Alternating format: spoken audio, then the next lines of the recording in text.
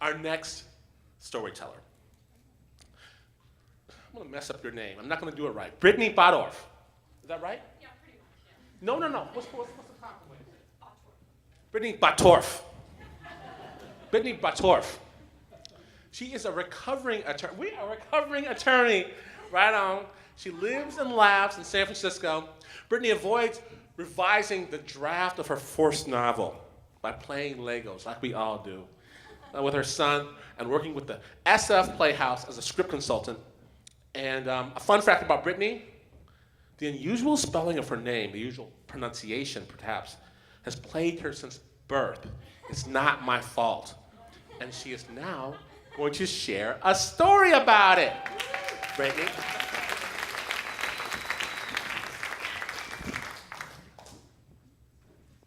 Hi. All right, thank you, Mark, for setting the stage, and it's going to be a hard one to second act, but I will try my best. And mine's not exactly a love story, but Graham knows the story, so you can blame him because it's kind of an anti-love story, but it does involve lawyers, so it's life of law, lawyers, anti-love thing. Okay. All right. Growing up, I hated my name, both of them.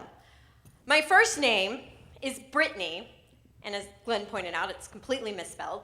And my mother purposefully and objectively misspelled it. It's Brittny. No other Brittny in the world spells her name this way. Not Britney Spears, not anyone, just me.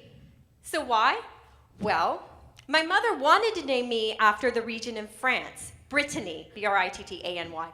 But we were living in Texas, and she wanted to avoid naming me after the famous hunting dog, famous in Texas at least, the Brittany Spaniel. So, when it came time to write my name on the birth certificate, in a stroke of what my mother considered pure maternal genius, she wrote my name down without the A. Shockingly, throughout my childhood, I was relentlessly tormented with obnoxious barks and stupid dog jokes by my peers. Despite the linguistic distinction between Brittny as in Bottorff and Brittany as in Spaniel. My second name, my last name, is even worse. Bottorff, Bottorff. Double T's, double F's. It's a confounding cornucopia of consonants. I have lifelong friends who to this day still can neither pronounce nor spell my name correctly. So, in my 20s, the decade in which most people evolve through a laborious process of introspection and self-discovery, I chose the path of instant gratification to become a new person. My boyfriend, who was a fellow law school classmate with me, he suggested we move in together.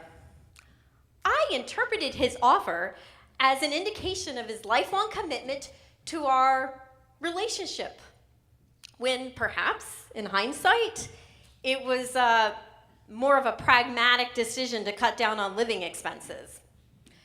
But I countered his offer with a convincing and rational proposal that if we were to move in together, we ought to get married. My fundamentalist Christian family praised our decision to legitimize our living situation. But it was not legitimacy I sought. It was a name.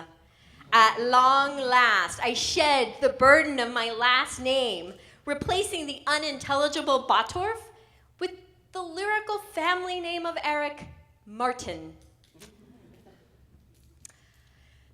Just before our second year wedding anniversary, I accepted a job at a prestigious Houston law firm as a litigation associate.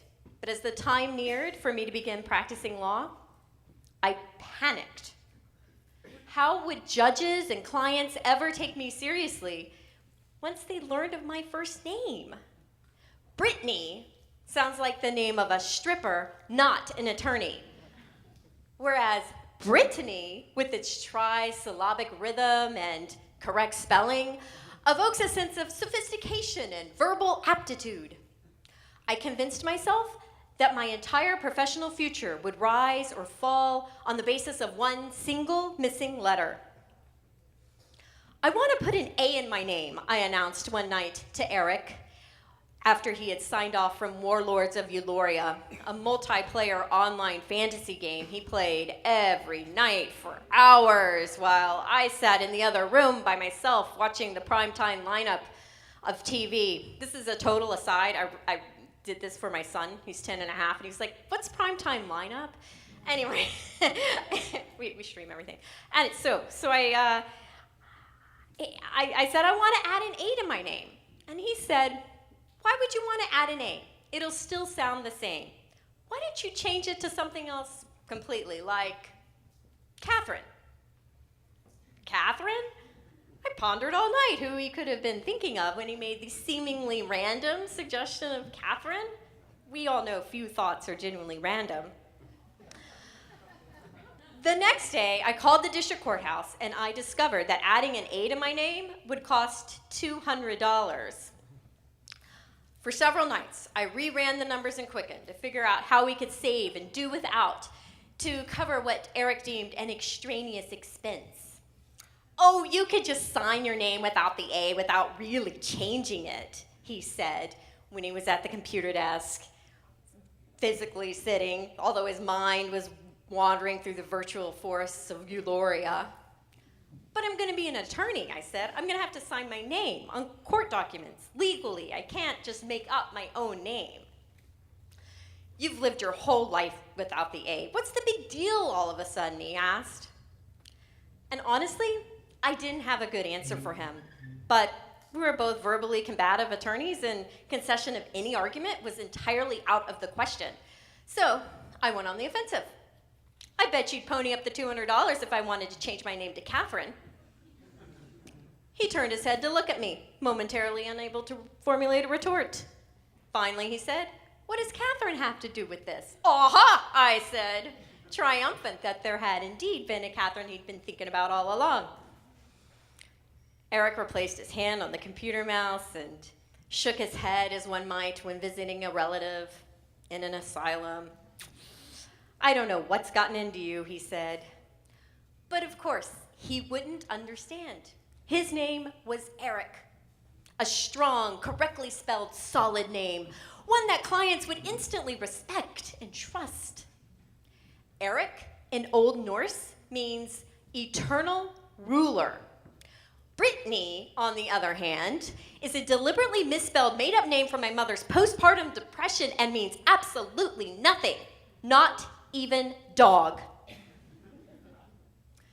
1 month later, Eric confessed that he had met someone online, a demonic half-elf from Euphoria with the screen name Rada and the real name Catherine.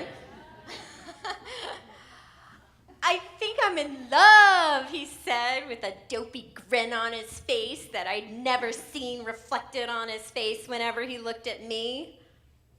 But you've never even met her in person, I said. This was not the life I had envisioned for myself as Brittny Martin. The lack of A in my name seemed rather inconsequential.